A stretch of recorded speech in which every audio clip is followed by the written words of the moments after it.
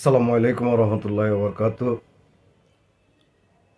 বিবর্তন মিশনের সকল দর্শককে আন্তরিক শুভেচ্ছা, শ্রদ্ধা, কৃতজ্ঞতা এবং জুম্মা মোবারক। প্রিয় দর্শক শ্রোতা, আজকে আমার আলোচনার বিষয় আগুন আগুন এবং রাজনীতি, এবং আগুনের রাজনীতি, রাজনীতির আগুন। আপনারা যদি লক্ষ্য করেন, আগুনের রাজনীতির বাংলাদেশে তো এর ব্যাপক ঘটনা রয়েছে। রাজনৈতিক একে অপরকে আক্রমণ করার যে বাজে কথাবার্তার আগুন, সেসব নিয়ে আরেকদিন বলবো। আজকে বাস্তব আগুনের কথা বলি। আপনাদের মনে আছে, বিএনপি যখন ক্ষমতায়, তখন এই শেখ হাসিনার নির্দেশে তার নিজের ভাইয়ের সাক্ষাৎকারে বা স্বীকারোক্তিতে যেটা এসেছিল, শেরাটনের সামনে, হোটেল শেরাটন এখন যেটা আবার ইন্টারকন্টিনেন্টাল নাম দিয়েছে, এটার সামনে একটা বাসের মধ্যে গান পাউডার ছিটিয়ে আগুন দিয়ে বাসে অবস্থানরত 22-24 জন যাত্রী যারা নামতে পারেনি, প্রত্যেকেই অঙ্গার হয়ে গেছে পড়ে। এবং অভিযুক্ত করেছে বিএনপিকে। এটা বিএনপির কাজ, এবং এটা দায়িত্ব পালন করেছিল যুবলীগের আজম মেনন এরা। তো সেগুলো আপনাদের মনে আছে। সরি, বিএনপি ক্ষমতা হয়েছিল কিনা, বিএনপি ক্ষমতাকালীন, এটা এই মুহূর্তে আমার মনে পড়ছে না। তারপরে ম্যাডাম জিয়ার বিরুদ্ধে এবং বিএনপিকে সম্পূর্ণভাবে রাজনৈতিকভাবে বিধ্বস্ত করে দেওয়ার জন্য এবং ধ্বংস করে দেওয়ার জন্য প্ল্যানের অংশ হিসাবে কুমিল্লায় বাসে আগুন দিয়ে বেশ কিছু লোককে অগ্নিবশীভূত করা হয়, হত্যা করা হয়, এবং সেটা যুবলীগ ছাত্রলীগের লোকেরা করেছিলেন। তথ্য প্রমাণ পাওয়া গেছে, এবং এ নিয়ে প্রচারণা সামাজিক মিডিয়াতে পরবর্তীতে এসেছে কারা এর সঙ্গে যুক্ত ছিলেন। সেই মামলার 1 নম্বর আসামি করেছিলেন গণতন্ত্রের আপসের নেত্রী, আমাদের আদর্শিক মা। তাকে প্রধান আসামি করে ওনাকে কুমিল্লায় গিয়ে হাজিরা দিতে হতো এই মিথ্যা মামলায়। এবং দেখেন, এই আগুনের রাজনীতি এই স্বৈরাচারী কিভাবে করত। হলি আর্টিজেনের যে আগুন, সারা পৃথিবীর কাছে বাংলাদেশকে একটা জঙ্গি রাষ্ট্র হিসেবে, মৌলবাদী জঙ্গি রাষ্ট্র হিসেবে উপস্থাপন করা এবং তার শাসনকালকে দীর্ঘায়িত করার জন্য, সেই ছাড়া এদেশকে ইসলামী জঙ্গি মৌলবাদ থেকে রক্ষা করা যাবে না, এই বয়ান, এই ন্যারেটিভ প্রতিষ্ঠিত করার উদ্দেশ্যে হলি আর্টিজান থেকে শুরু করে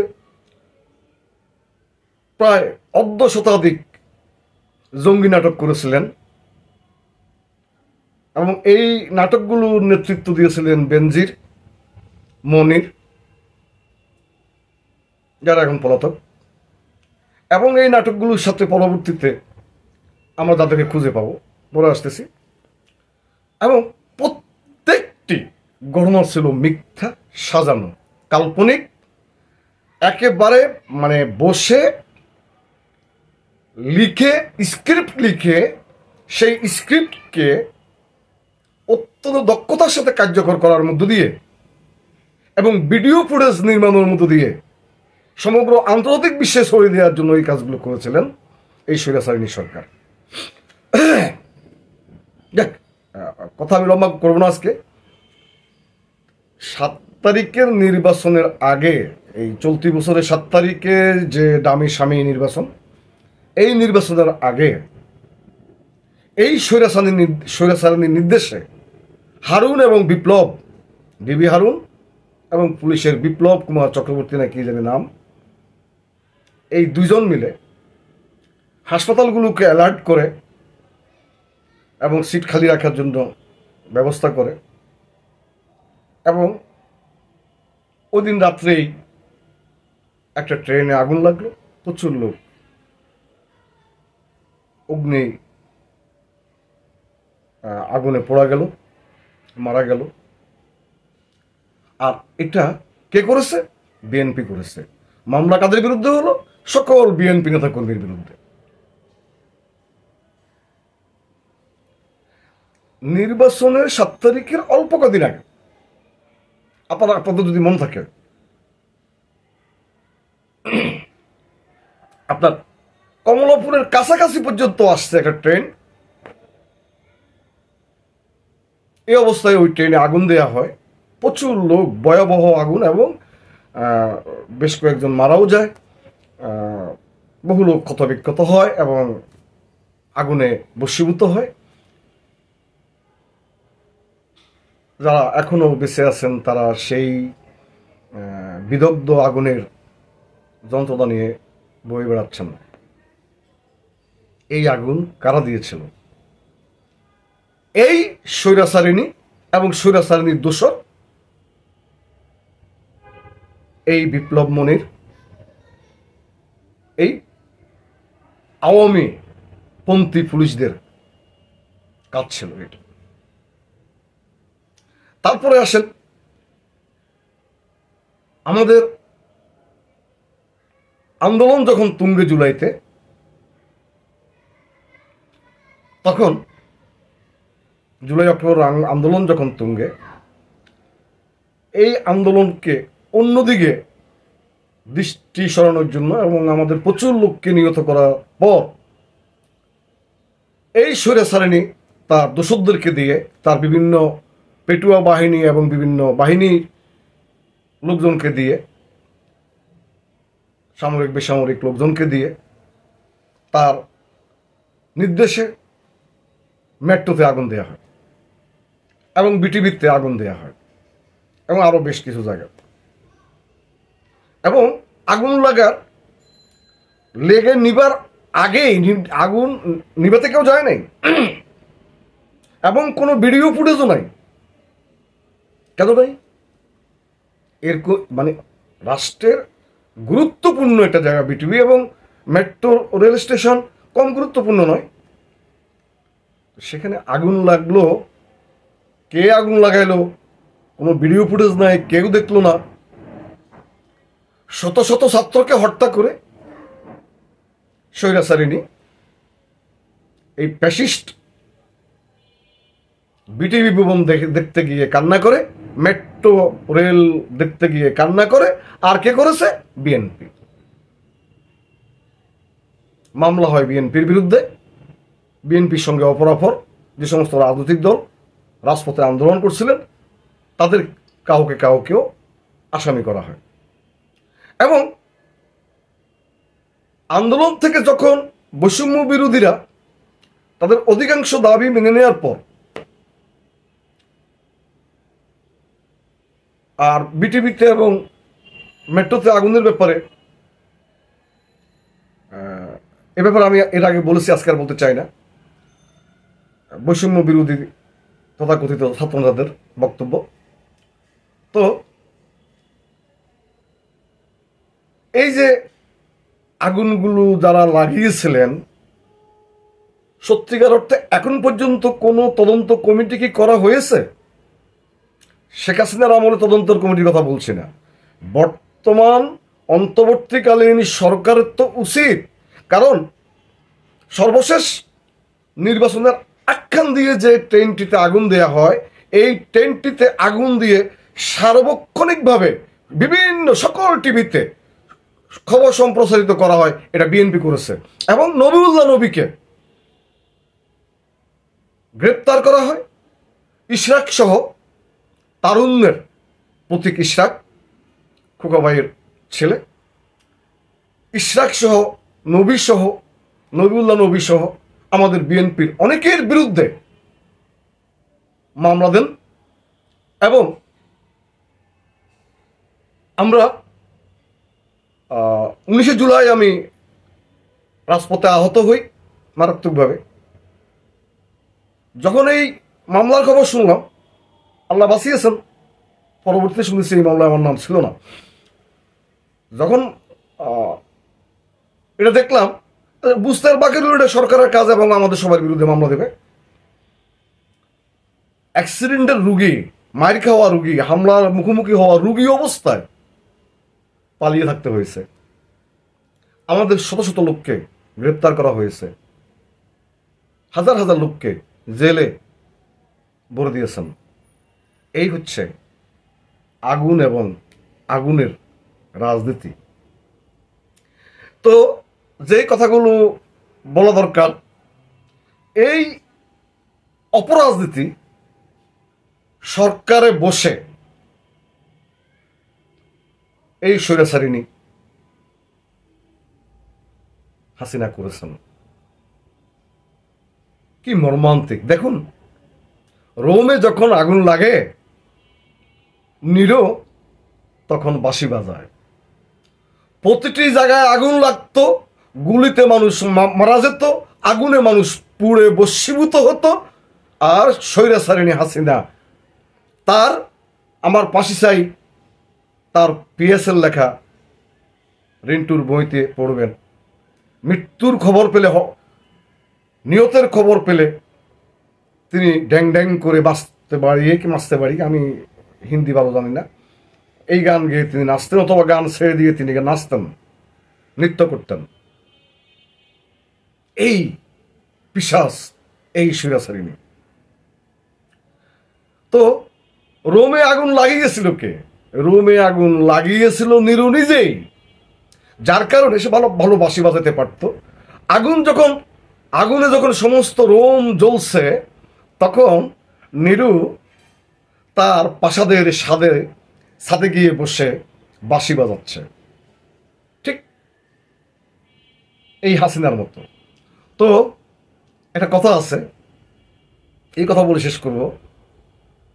শহরে আগুন লাগলে দেবালয় বাদ যায় না।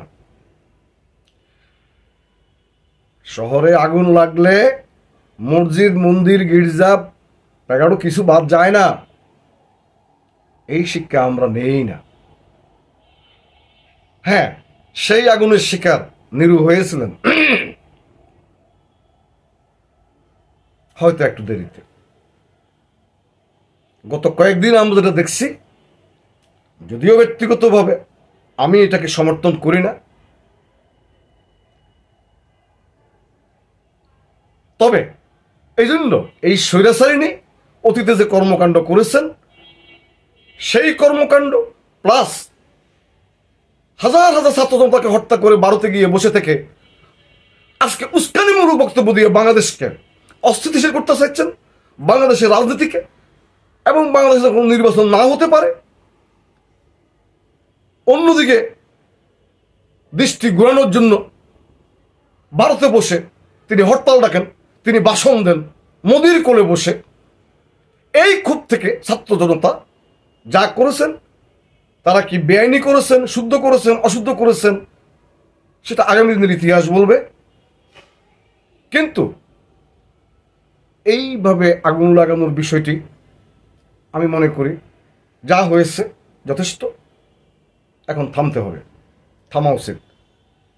আইনের শাসন কায়েম করা উচিত। কারো বিরুদ্ধে অভিযোগ থাকলে আইনের আওতায় যাবে, সেই ব্যবস্থা করুন। কারো সম্পত্তির বিরুদ্ধে যদি অভিযোগ থাকে, তিনি বাংলাদেশের সম্পদ লুণ্ঠন করেছেন, পাচার করেছেন, তার সম্পত্তি সরকার বাজেয়াপ্ত করুক। আর সর্বশেষ আমার একটা প্রস্তাব, 32 নম্বরের এই জায়গাটাকে অনেকেই বলতেছে এটাকে গণশৌচাগার করতে, অনেকেই বলতেছেন মসজিদ করতে। আমি মসজিদ করার বিরোধী। মসজিদ করলে পরবর্তী সময়ে এটা নিয়ে ভারতীয় হিন্দুত্ববাদী জনগণ, যেগুলো হিন্দুরা নয়, ভারত নয়, হিন্দুত্ববাদী সরকার এবং হিন্দুত্ববাদী RSS এর লোকেরা বলবে যে তারা যে যেমনি করে অযোধ্যার মসজিদকে মন্দির বানিয়েছেন, বাংলাদেশ সহ এরকম কিছু তারা একটা ন্যারেটিভ দাঁড় করতে চেষ্টা করবেন। আর যেখানে শয়তান ছিল সেখানে মসজিদ হতে পারত, এই প্রেক্ষাপটে নয়।